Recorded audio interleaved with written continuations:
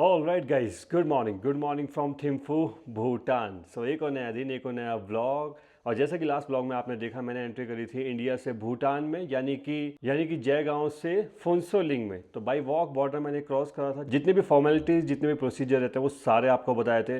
भूटान के first experience की बात की जाए तो फर्स्ट एक्सपीरियंस काफ़ी ज़्यादा शानदार था। भूटान में एंटर होते ही उसके बाद हमने वहाँ से 5 आवर्स की ड्राइव करी और पहुंचे थिम्फू। और थिम्फू के फर्स्ट एक्सपीरियंस की बात करी जाए तो पहुंचते पहुंचते रात हो गई थी, क्योंकि थोड़ा सा लेट लिख रहे थे हम फुनसोलिंग से। तो इस वजह से थिम्फू सिटी के नज़ारे उतने अच्छे से मैं देख नहीं पाया। चलिए कोई बात नहीं, असली जो थिम्फू के नज़ारे हैं आज वो हमें दिन में देखने को मिलेंगे। वैसे आपको बता दूं, आज का दिन मैं एक्सप्लोर करने वाला हूं थिम्फू सिटी को। तो बेसिकली इस ब्लॉग में थिम्फू सिटी का पूरा टूर आपको देखने को मिलने वाला है। और तो बाकी लास्ट व्लॉग में थिम्फू में अपना होटल मैंने आपको दिखाया था। मैं ठहरा था होटल लोटस में, जो कि कुछ ऐसा दिखाई देता है, मतलब रूम इसके कुछ ऐसे दिखाई देते हैं। काफ़ी शानदार रूम है। वॉशरूम भी एक बार आपको दिखा देता हूँ। ये देखिए, थोड़ा सा मैसी हो गई है सारी चीज़ें, तो उनको इग्नोर करना। तो प्रॉपर्टी काफ़ी शानदार थी, रूम भी लिटिल बिट मैसी हो गया, तो उसको इग्नोर करना। अगर और अच्छे से देखना है तो लास्ट व्लॉग आप मेरा चेकआउट कर सकते हैं। अच्छा, बाकी आपको बता दूं, भूटान का ट्रिप मैं कर रहा हूँ eTripto.in से एक टूर पैकेज लेके। तो अगर आप भी भूटान आने का प्लान कर रहे हैं तो eTripto.in से टूर पैकेज आप भूटान का ले सकते हैं और भूटान को अच्छे से एक्सप्लोर आप कर सकते हैं। उसके अलावा दुनिया भर के domestic international tour package provide करवाते हैं, जिनकी डिटेल आपको डिस्क्रिप्शन में देखने को मिल जाएगी। इनके कॉन्टैक्ट्स नंबर भी मैं डिस्क्रिप्शन में आपको दे दूंगा। तो अगर आप भी टूर प्लान कर रहे हैं भूटान का, उसके अलावा और कहीं का भी, तो इनको कॉन्टैक्ट आप कर सकते हैं। तो चलिए फिलहाल चलते हैं ब्रेकफास्ट करने के लिए, क्योंकि जितना भी मेरा टूर पैकेज है वो eTripto ने मुझे अरेंज करके दिया है ब्रेकफास्ट और डिनर के साथ में। तो होटल में ही बेसिकली अपना ब्रेकफास्ट रहने वाला है।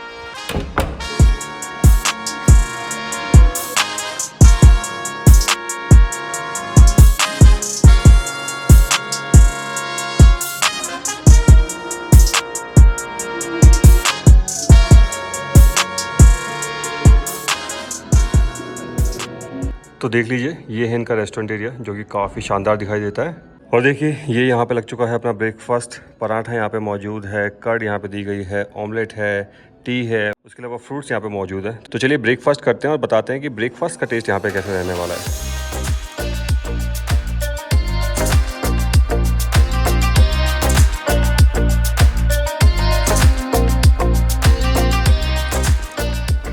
और देखिए, बाहर से जो अपना होटल है लोटस होटल, कुछ ऐसा दिखाई देता है। रात में उतने अच्छे से मैं आपको दिखा नहीं पाया था, तो देख लीजिए क्या शानदार ये होटल दिखाई देता है।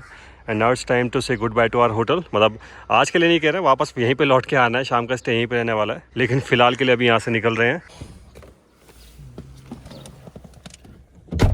कुजम्बो कुजम्बो तो आपको बता दूँ, भूटान में गुड मॉर्निंग है कुछ इस तरीके से किया जाता है, कुजम्बो। तो देखिए, ऐसी कुछ एक खूबसूरत थिम्फू सिटी दिखाई देती है। रात में उतने अच्छे से मैं आपको दिखा नहीं पाया था। देखिए क्या कमाल ये शहर दिखाई देता है। खूबसूरत इंफ्रास्ट्रक्चर, सामने बड़े बड़े माउंटेन्स और ये साफ़ सुथरी रोड। तो फर्स्ट इंप्रेशन आज थिम्फू सिटी का काफ़ी ज़्यादा अच्छा लगा मुझे। और बाकी होटल में ब्रेकफास्ट काफ़ी अच्छा बना रखा था। रिव्यू मैं देना आपको भूल गया था, तो सोचा एक बार आपको बता देता हूँ। बाकी चलिए, अभी निकल चुके हैं थिम्फू सिटी को एक्सप्लोर करने के लिए। और अपने टूरिस्ट गाइड यानी कि अर्जुन जी ने बताया कि आज की पहली जो साइट सीइंग है वो हमारी रहने वाली है बुद्धा पॉइंट।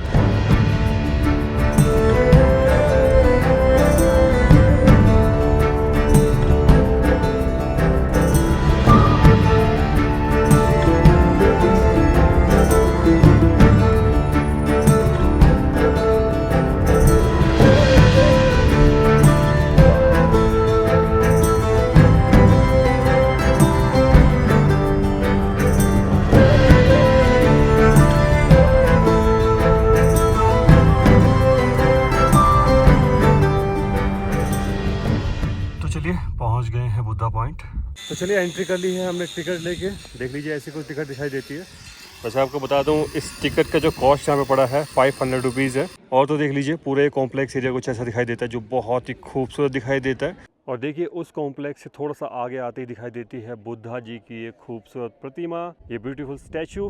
बाकी चलिए, इस बुद्धा पॉइंट, इस बुद्धा स्टैचू के बारे में थोड़ी सी इन्फॉर्मेशन आपको और दे देता हूँ। इस बुद्धा स्टैचू को बोला जाता है बुद्धा डोडरमा। बुद्धा ऑब्वियसली बात है गौतम बुद्ध, और डोडरमा का मीन्स द एनलाइटेंड वन, यानी कि ज्ञान प्राप्त किया हुआ। उसके अलावा आपको बता दूं, दुनिया में सिटिंग बुद्धा का ये सबसे बड़ा स्टैचू है। इसकी हाइट है लगभग 55 मीटर के आसपास। 2005 में ये बनना तैयार हुआ था और 2015 में ये बन के तैयार हो गया था। उसके अलावा सी लेवल से अगर इस पॉइंट की हाइट की बात करी जाए, जहाँ पे मैं अभी खड़ा हूँ, ये है 8700 फीट। थिम्पू सिटी है लगभग 7500 फीट की ऊंचाई पे।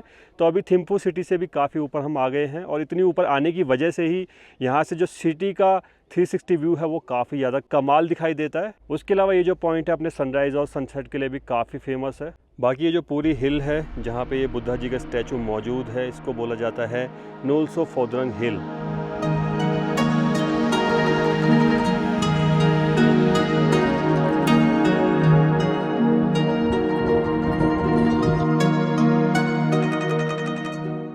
So first we have to revolve around this Buddha statue. Yeah. Okay. तो चलिए अभी चल रहे हैं ऊपर टेंपल की ओर।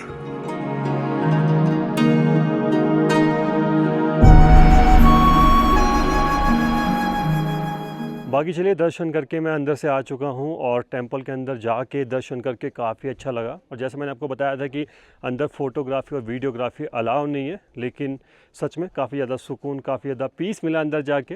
बाकी आपको बता दूं अंदर आपको जानने को मिलता है भगवान गौतम बुद्ध की लाइफ साइकिल के बारे में, उसके अलावा भूटान के फाउंडर यानी कि ज़ब्द्रुंग नवांग के बारे में जानने के लिए, और साथ ही साथ गुरु रिम्पोचे जिनको कि गुरु पद्मसंभवा भी कहा जाता है, उनके बारे में भी अंदर काफ़ी सारी पेंटिंग्स, काफ़ी सारी इन्फॉर्मेशन आपको जानने को मिलती है, जो कि टूरिस्ट गाइड साथ साथ आपको बताते हुए चलते हैं। इसके अलावा आपको बता दूं अंदर भगवान गौतम बुद्ध की 1,25,000 छोटी छोटी प्रतिमा यानी कि स्टैचू मौजूद हैं, जिनमें से 12 इंच के जो स्टैचू हैं वो है लगभग 25,000 और 8 इंच के जो स्टैचू हैं वो है लगभग 1 लाख के आसपास।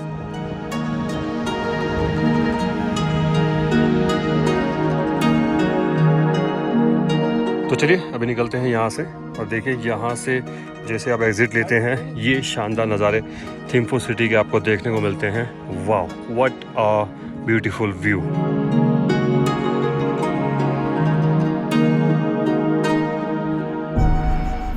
अच्छा आपको बता दूं यहाँ से दिखाई देती है भूटान की सबसे पुरानी जोंग। और जोंग अगर आप नहीं समझते तो आपको बता दूं जोंग बेसिकली कॉम्बिनेशन होता है मोनेस्ट्री और फोर्ट्रेस का। तो उधर वो वहाँ पे जोंग मौजूद है और उस जोंग को बोला जाता है सेमथोका जोंग, जो कि आई थिंक 1629 के आसपास भूटान के फाउंडर ज़ब्द्रुंग नवांग ने बनाया था। ये मेरी उंगली के पास में ना आपको एक बिल्डिंग दिखाई देगी, तो वो जो जोंग है ना सबसे पुराना जोंग है यहाँ भूटान का। और एक कमाल फैक्ट और आपको बताता हूँ, हमारे इंडिया के प्राइम मिनिस्टर नरेंद्र मोदी जब यहाँ 2014 में आए थे तब उन्होंने यहाँ पे साइप्रस का एक प्लांट लगाया था। साइप्रस के बारे में आप नहीं जानते तो आपको बता दूं भूटान का नेशनल ट्री साइप्रस को कहा जाता है। तो उन्होंने यहाँ सेमथोका जोंग में उस प्लांट को लगाया था अपने उस ऑफिशियल विजिट के दौरान। बाकी एक चीज़ है यार, भूटान में जितना इंफ्रास्ट्रक्चर आप देखोगे ना काफ़ी कमाल नज़र आता है। मतलब भूटानीज स्टाइल में सारा इंफ्रास्ट्रक्चर यहाँ पे बनाया जाता है, जो कि सच में काफ़ी कमाल नज़र आता है। तो चलिए इसके बारे में ना आगे मैं छोटी सी डिटेल और आपको बताऊँगा जो कि काफ़ी कमाल है।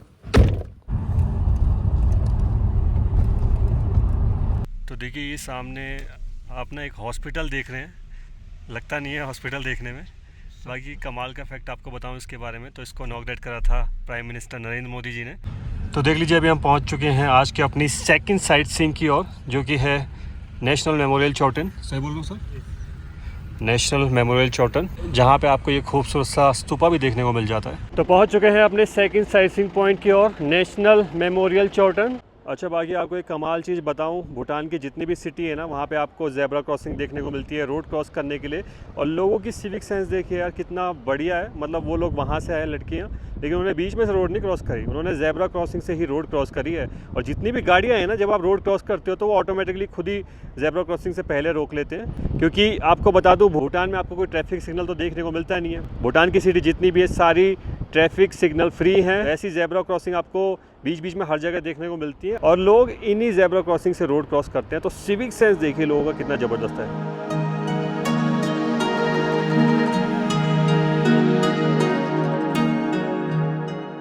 तो देखिए ऐसा कुछ दिखाई देता है ये नेशनल मेमोरियल चौटन। एक खूबसूरत सा स्तूपा यहाँ पे मौजूद है जैसे मैंने आपको बताया। और अंदर एंट्री के लिए आपको 500 रुपीज़ यहाँ पर भी पे करने पड़ते हैं। तो मैंने सोचा कि क्यों ना वो फ़ीस बचा ली जाए और टाइम भी थोड़ा सा सेव कर लिया जाए, क्योंकि और भी साइट सीइंग हमें कवर करनी है और अंदर मुझे बहुत ज़्यादा कुछ एक्सप्लोर करने के लिए नज़र नहीं आ रहा था। और आपको बता दूं ये जो स्तूपा है इसको बनाया गया है 1974 में भूटान के 3rd किंग के ऑनर में, जिनका नाम है जिग्मे दोर्जी वांगचुक, जिनको कि फादर ऑफ मॉडर्न भूटान भी कहा जाता है। और देखिए यहाँ पे आपको काफ़ी सारे जगह पीच प्लांट्स देखने को मिल जाते हैं, आड़ू के पेड़, अगर मैं गलत नहीं हूँ तो। बाकी फ्लावर्स देख लीजिए कितने खूबसूरत दिखाई दे रहे हैं। अच्छा, बाकी मैंने आपको बताया था ना कि मैं यहाँ के इंफ्रास्ट्रक्चर के बारे में आपको एक कमाल फैक्ट बताऊंगा। तो सबसे पहले आप ये बिल्डिंग देख लीजिए। तो यहाँ पे जितना भी इंफ्रास्ट्रक्चर है, जितनी भी बिल्डिंग है, सभी आपको ना थोड़ा सा सेम दिखाई देती है। मतलब उनका जो डिज़ाइन है वो ऑलमोस्ट आपको सेम देखने को मिलता है। तो इसके बारे में कमाल फैक्ट ये है जो मुझे हमारे गाइड साहब यानी कि अर्जुन जी ने बताया कि जितनी भी बिल्डिंग्स यहाँ पे आपको नज़र आएंगी, चाहे वो स्कूल हो, होटल हो या फिर कोई रेजिडेंशियल बिल्डिंग हो, सारी की सारी भूटनीज स्टाइल में यहाँ पे बनाई जाती है। उनका जो इंफ्रा होता है वो भूटनीज स्टाइल वाला रहता है। और सबसे बड़ी बात, उसका पहले आपको एक डिज़ाइन अप्रूव करवाना पड़ता है गवर्नमेंट के द्वारा। तो जब वो अप्रूव होकर आ जाता है तब आप उस बिल्डिंग को बना सकते हो। तो इस वजह से जितनी भी यहाँ पे बिल्डिंग्स हैं आपको सारी भूटनीज स्टाइल में देखने को मिलती है।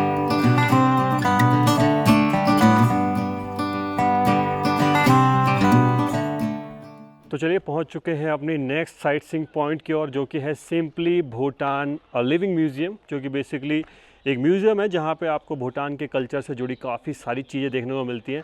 अभी क्या क्या चीज़ देखने को मिलती है वो तो बहुत अंदर ही जाके पता चलेगा, लेकिन आपको बता दूं इसके अंदर एंट्री करने के लिए आपको एक टिकट फ़ी पे करना पड़ता है, जो कि रहता है 1000 रुपीज़ इंडियन या 1000 रुपीज़ भूटानीज भी बोल सकते हो, क्योंकि इंडिया और भूटान की जो करेंसी ऑलमोस्ट इक्वल है। तो चलिए टिकट वगैरह लेते हैं और अंदर एंट्री करते हैं और दिखाते हैं आपको कि क्या क्या अंदर मौजूद है। तो चलिए एंटर करते हैं म्यूजियम के अंदर। बाकी टाइमिंग आप देख लीजिए, सुबह 9:30 से शाम के 5। So let's go inside first.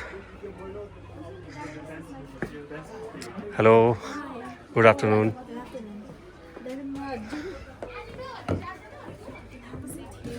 Thank you. तो देखिए अंदर आते ही सबसे पहले आपको ये कॉम्प्लेक्स देखने को मिलता है। My name is Karma. Okay. I'm in-house guide for Aeropuerto. Okay. So inside here, feel free to take a picture and make a video. If Okay. you want, you can ask me how you look it. Okay, okay, okay. So as a welcome gesture, we serve it with the wine. It's our culture. We call it as Ara.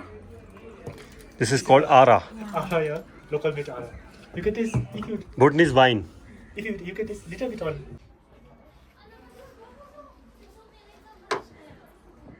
Good, very strong taste. Very strong. You want to have some more? No. Just have a taste only. तो wine तो काफ़ी strong है। अभी vlog बनाना है, नहीं तो और test कर लेते लगे हाथों। तो देखिए ऐसा कुछ यहाँ पे आपको सब देखने को मिलता है। This one is a shield, and we have a sword and helmet here. These are Okay. all used in the olden days by our warriors. Okay, तो पुराने टाइम में देखिए ये कुछ साजो सामान यूज़ किए जाते थे युद्ध वगैरह में। And this one is the scene of the annual religious festival, which happens once in a year only. Okay, So name of the festival is the Sechu. What's name? Sechu. सीचू। Yeah. सीचू, Sechu. Tsechu. Yeah. तो madam बता रही हैं कि सेचू जो इनका annual festival होता है उसकी कुछ तस्वीरें यहाँ पे दिखाई गई हैं, ये देखिए। चलिए आगे बढ़ते हैं। And this is the example of constructions of mud house. Okay, Just to make a mud wall only. They Okay, fill okay, with okay, wooden okay. temporary like this. They put a soil and they keep on rammed here. Okay, And when they rammed here, inside the soil they'll kill lots of unseen insects and then earthworm inside this. Okay. So to get the forgiveness, they will chant a prayer through a song. Shop, shop, shop, shop.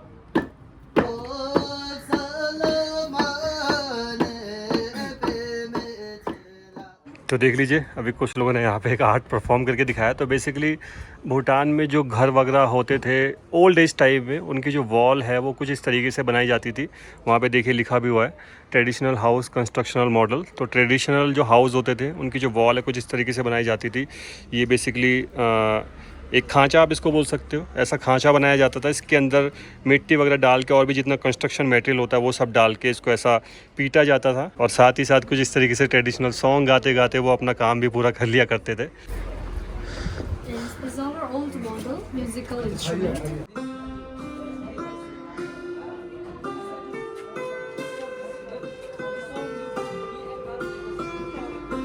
You played very well. Thank you. So basically these music instruments are used in ancient time, na? Yes. And Okay. nowadays also, but it's rare, I think. Very rare. तो देखिए ऐसे कुछ ये music instrument ma'am ने यहाँ पे हमें दिखाए जो कि एंशियंट टाइम में यूज़ करे जाते थे, पुराने टाइम में। And what this mask? These are all the masks were used in a religious festival. Okay, I don't live in Sechu. तो देखिए ये कुछ मास्क यहाँ पे मौजूद हैं जो इनके एनुअल फेस्टिवल सेचू में यूज़ किए जाते हैं। अलग अलग मास्क अलग अलग चीज़ों को रिप्रेजेंट करते हैं और काफ़ी खूबसूरत दिखाई दे रहे हैं जितने भी मास्क हैं। अभी चलते हैं नेक्स्ट पॉइंट की ओर। This is a phallus here. We do worship this mountain tree and what we believe. Okay And there is a one person painting at the wall. His name is Lam Drupa Kile and he is also known as a god of fertility. Okay And we have one separate temple at Punakam. We say Chimi Lakham. That is Okay, a okay. fertility temple of him. Okay तो देखिए ये यहाँ पे आपको काफ़ी सारे फेलस के statue देखने को मिल जाते हैं। Basically this are statue of penis. तो जैसे मैम ने बताया कि इसका एक स्पेशली टेंपल भी है फुनाखा में जिसको फर्टिलिटी टेंपल भी बोला जाता है। और जिनको फर्टिलिटी इशू होते हैं, जिनके बेबी वगैरह नहीं हो रहे होते हैं, तो वो लोग यूजुअली अपनी मान्यता वगैरह लेके वहाँ पे जाते हैं। This is our next point. Kitchen household item यहाँ पे मौजूद हैं जो कि यूजुअली एंशिएंट टाइम में और कुछ कुछ अभी भी यूज़ किए जाते हैं। ये देखिए पानी को स्टोर करने के लिए ये कंटेनर आपको देखने को मिलता है। जैसे मैडम ने बताया इसमें बटर मिल्क प्रिपेयर की जाती थी, इसमें सूजा जो बटर टी है वो प्रिपेयर की जाती थी। स्टोरेज के लिए ऐसे कंटेनर रहते थे। ऐसा कुछ पुराने टाइम में खाना बनाने का चूल्हा आप कह सकते हैं वो रहा करता था। तो देखिए अभी यही म्यूजियम में आ गए हैं हम अगले सेक्शन की ओर जहाँ पे बेसिकली ये लोग बटर टी सर्व करवाते हैं। तो देखिए ये है बटर टी, ये है स्वीट राइस और यहाँ पे कुछ ये ट्रेडिशनल अपना डांस भी मतलब शोकेस करते हैं।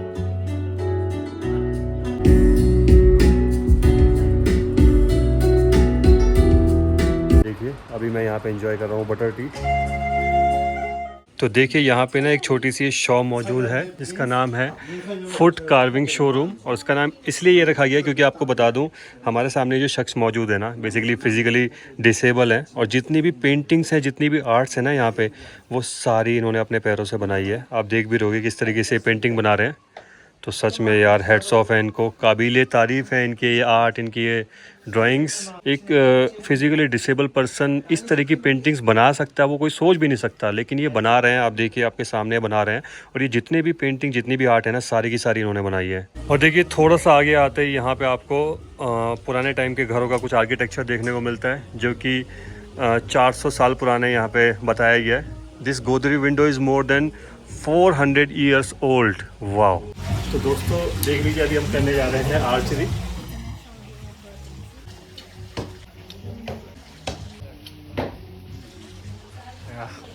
तो मुझसे तो मतलब एक भी पॉइंट पे आग नहीं लगा। हम देखते हैं। Wow wow.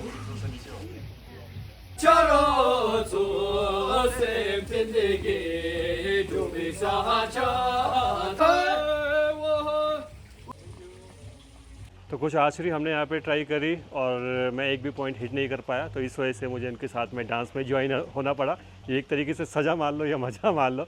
चलिए ठीक है, इस बहाने उनके साथ डांस करने का मौका मिला। तो चलिए फ़िलहाल लेते हैं यहाँ से एग्ज़िट। वैसे आपको बता दूँ ये सामने आप जो दरवाज़ा देख रहे हैं ये भी करीबन 200 साल पुराना है। तो पुराने टाइम के घरों में ऐसे दरवाजे यूज़ हुआ करते थे जो कि बहुत मजबूत रहा करते थे। और ऐसी इसकी ये देखिए कुंडी हुआ करती थी जिसको आप ऐसे लगा सकते थे। ये तो चलो हमारे इंडियन विलेजेस में भी इस टाइप के जो दरवाजे आपको देखने को मिल जाते हैं। तो चलिए अंदर होके मैं आ गया हूँ। काफ़ी कुछ भूटान के कल्चर के बारे में जानने को मिला। काफ़ी रिच कल्चर है भूटान का जो कि अंदर जाके आपको पता चलता है। कई सारी चीज़ें आप अंदर एक्सप्लोर करते हो, तो काफ़ी बढ़िया लगा अंदर जाके। तो अगर आप भूटान आ रहे हैं, थिम्फू आप आ रहे हैं, तो ये प्लेस मस्ट रिकमेंडेड है। हालांकि entry fee little bit costly ज़रूर है, लेकिन ठीक है यार, काफ़ी अच्छी अच्छी चीज़ें देखने को मिलती हैं भूटान के बारे में, उनके कल्चर के बारे में। तो हाँ, यहाँ पे विजिट आप कर सकते हैं। अच्छा, यहाँ पे टोयोटा की गाड़ी भी आपको काफ़ी देखने को मिलती है। जैसे अपने यहाँ पे फोर्स के टेम्पो वगैरह चलते हैं ना, उस टाइप में यहाँ पे टोयोटा की गाड़ियाँ आपको काफ़ी देखने को मिल जाती हैं। और सबसे ज़्यादा जो मुझे गाड़ी दिखाई दी वो है टोयोटा कोस्टर। हालांकि यहाँ तो नज़र नहीं आ रही, और वो टोयोटा कोस्टर नेपाल में भी काफ़ी ज़्यादा यूज़ की जाती है। आप उसको टेम्पो ट्रैवलर ही कंसिडर कर सकते हो। तो चलिए अभी बाय बोलते हैं सिंपली भूटान म्यूज़ियम को और निकलते हैं आगे की ओर। This is cypress tree. तो सामने आप जो ट्री अभी देख रहे हैं वो कहलाता है साइप्रस। भूटान का नेशनल ट्री से बोला जाता है। और थिम्फू की जी ये मार्केट आप जो देख रहे हो ये कहलाती है हांगकांग मार्केट। काफ़ी अच्छी खासी बड़ी मार्केट है। और देखिए क्योंकि भूटान में कोई ट्रैफिक सिग्नल नहीं होता यहाँ के बड़े बड़े शहरों में, तो इस वजह से ट्रैफिक पुलिस आपको देखने को मिलती है। जो बड़े बड़े चौराहे होते हैं वहाँ पे। ये सामने है यहाँ पे मौजूद फुटबॉल स्टेडियम।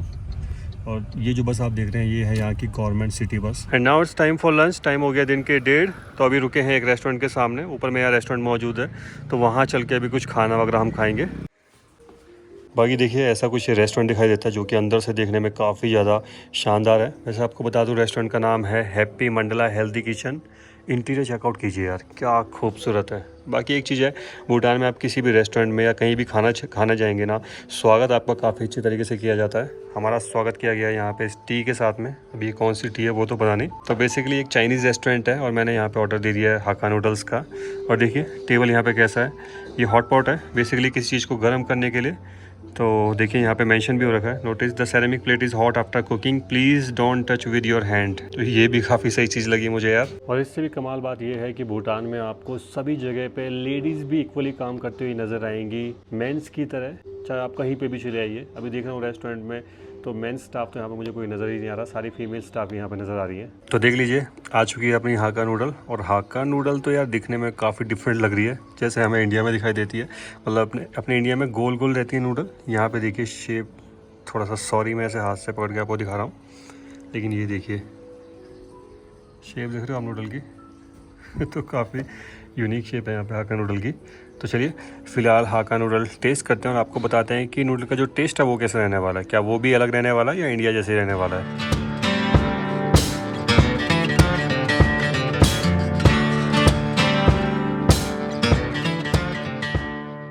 तो चलिए नूडल्स खा के अभी मैं आ चुका हूँ वापस। और नूडल्स तो यार बहुत ओके बनाई हुई थी, या हो सकता है कि मुझे समझ ना आई हो। रेस्टोरेंट काफ़ी शानदार था लेकिन नूडल्स में वो मज़े नहीं आए। और आपको बता दूँ एक नूडल और एक वाटर बॉटल का जो बिल बन गया वो था 500 रुपये।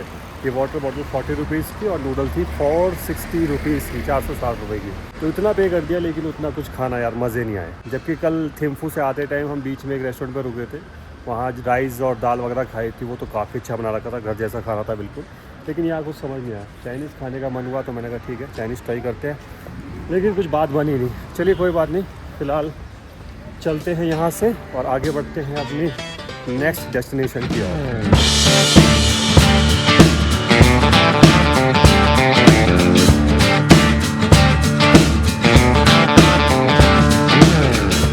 देखिए ये है सामने खूबसूरत सा पुलिस स्टेशन।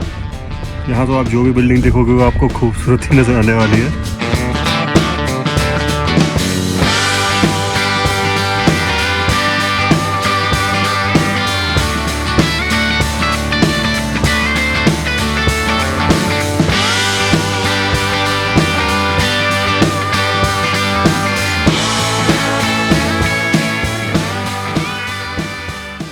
तो चलिए पहुंच चुके हैं अपने अगले साइट सीइंग पॉइंट की ओर, यानी कि थिम्फू के ज़ू, जिसको कहा जाता है रॉयल टाकिन पार्क। ये है यहाँ की टिकट जो कि मुझे पड़ी है 300 रुपीज़ की। सामने वहाँ पे टिकट काउंटर मौजूद है जहाँ से मैंने टिकट ले ली है।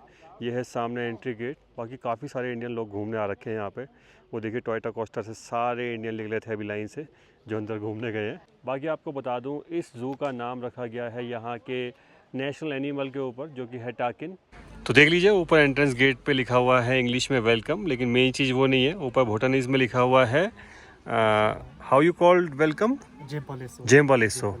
तो मैंने आपको बताया था गुड मॉर्निंग को बोलते हैं कोजमपालो ना, कोजमपोला, कोजमपोला। और वेलकम को बोला जाता है जेम्बालेसो। एंड फॉर थैंक यू करनचेला।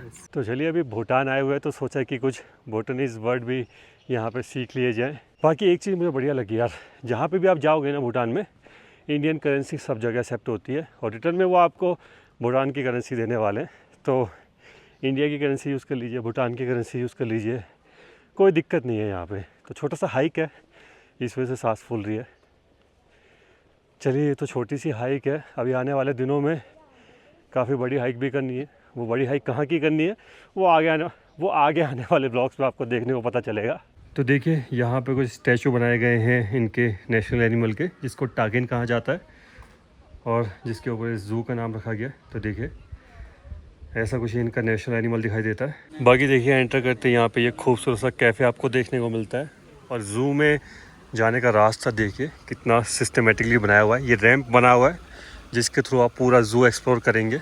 तो देख लीजिए काफ़ी सारे टाकिन यहाँ पे आपको देखने को मिल जाते हैं। ये देखिए यहाँ पे कुछ खाना पीना कर रहे हैं साथ में डियर यहाँ पे आपको देखने को मिल जाते हैं।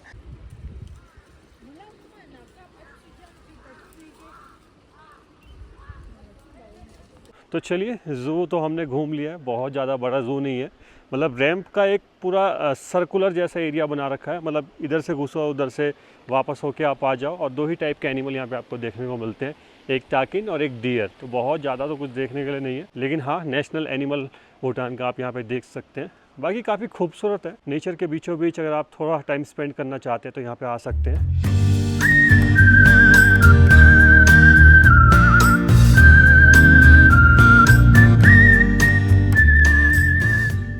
ऑलराइट गाइस, तो अभी हम पहुंच चुके हैं अपने अगले साइट सीइंग पॉइंट की और, जो कि है ताशीछे जोंग। और सामने यहाँ पे वो जोंग मौजूद है जो कि बहुत ही ज़्यादा खूबसूरत नज़र आ रहा है। बाकी सबसे पहले आप नज़ारे चेकआउट कीजिए यार, क्या कमाल यहाँ के नज़ारे दिखाई दे रहे हैं।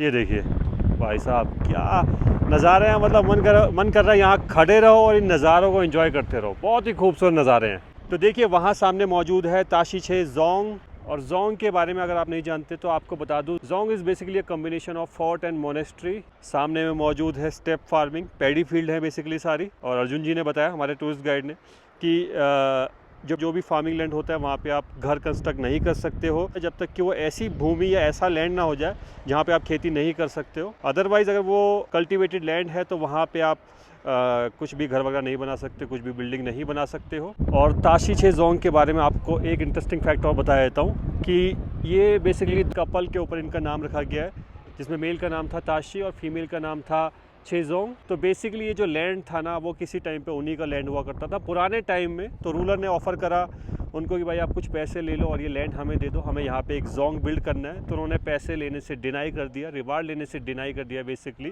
लेकिन उन्होंने एक रिक्वेस्ट वहाँ पे रेस करी और वो रिक्वेस्ट ये थी कि जो जोंग होगा वो हम दोनों के नाम पे होना चाहिए, और इसी वजह से इसका नाम पड़ा ताशीछे जोंग। और सच में यार, जोंग काफ़ी ज़्यादा खूबसूरत दिखाई देता है, और जितना ये जोंग खूबसूरत है उतने ही यहाँ से नज़ारे भी खूबसूरत दिखाई देते हैं।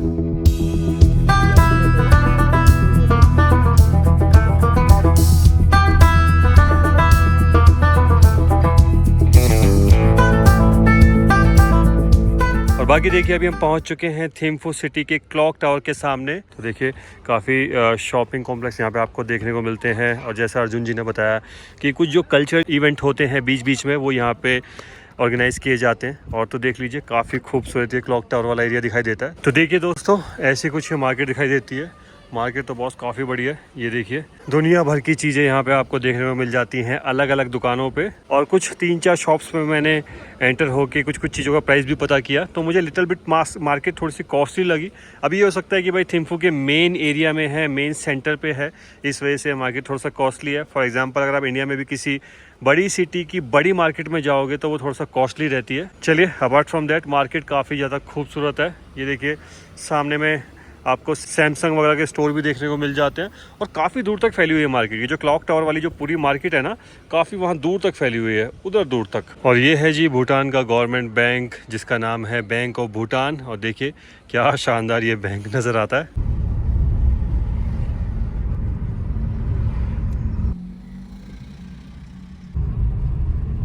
तो चलिए गाइस, पहुंच चुका हूं वापस से अपने होटल। और बात करें आज के दिन की, तो काफ़ी शानदार आज का दिन था। पूरा दिन हमने थिम्फू एक्सप्लोर करा और थिम्फू घूम के काफ़ी ज़्यादा मज़े आए। लगभग सुबह 10:30 बजे हम निकल चुके थे और वापस मैं आया हूं अपने होटल में 4:30 बजे। बाकी सारी जगह, सारे साइट सीइंग पॉइंट काफ़ी ज़्यादा कमाल थे। बस एक चीज़ जो मुझे ठीक नहीं लगी वो ये था यार, हर जगह जो एंट्री फी थी ना, वो काफ़ी ज़्यादा पे करनी पड़ रही थी। क्योंकि देखिए, आप पर डे का चार्ज ले रहे हैं, एक तो SDF और टूरिस्ट गाइड का ही चार्ज इतना ज़्यादा हो जाता है। ऊपर से आप सभी जगह एंट्री के ऑलमोस्ट मान के चलिए 500 रुपये तो रहते ही है मिनिमम। सिर्फ एक जू में 300 रुपये थे, उसके अलावा हर जगह 500 रुपये, 1000 रुपये ये एंट्री फी रहता है। तो वो कहीं ना कहीं यार टूरिस्ट के हिसाब से थोड़ा सा ज़्यादा हो जाता है। और तो बाकी आप देख रहे होगे, जैकेट मैंने वियर करी हुई है, क्योंकि बता दूं, शाम होते होते थिम्फू में यहाँ मौसम ठंडा होने लगता है।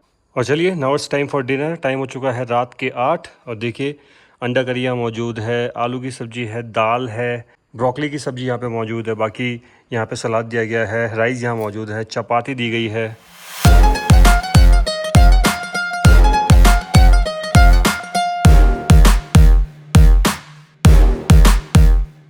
Alright, so dinner is done. और बात करें डिनर की, तो डिनर कल के कंपैरिजन में तो यार ओके ओके ही था, लेकिन खाना ऐसा नहीं है कि भाई अच्छा नहीं था, खाना ठीक था, लेकिन कल ज़्यादा अच्छा था। और बाकी अगर खाने के ओवरऑल टेस्ट की बात की जाए तो इस होटल में भाई घर जैसा टेस्ट मिलता है खाने में, बहुत ज़्यादा मिर्च मसाला और ये सब नहीं रहता। और तो बाकी चलिए अभी फ्रेशन अप वगैरह होकर मैं चलूँगा आराम करने, कुछ देर वीडियो वगैरह एडिट करूँगा, फिर उसके बाद सोऊंगा। लेकिन हाँ, बेड पर जाने से पहले मैं आपको बता देता हूँ, भूटान का ट्रिप मैं कर रहा हूँ eTripto.in से एक टूर पैकेज लेके। तो अगर आप भी भूटान आने का प्लान कर रहे हैं तो eTripto.in से टूर पैकेज लेके आप भूटान आ सकते हैं और अच्छे से एक्सप्लोर भूटान को कर सकते हैं। तो चलिए फिलहाल इस ब्लॉग को करते हैं यही रैप अप, मिलते हैं नेक्स्ट ब्लॉग में। Till then bye bye, take care, love you all. और पता है कि खालियात नहीं जाना होता, अगर वीडियो पसंद आई तो वीडियो को लाइक शेयर और चैनल को सब्सक्राइब करके जाना होता है। चलिए जो मिलते हैं फिर नेक्स्ट ब्लॉग में, बाय बाय। दूर रह के तू बताए कैसे मेरे दिल में बसा है, सारी राहों में तेरी है खुशबू।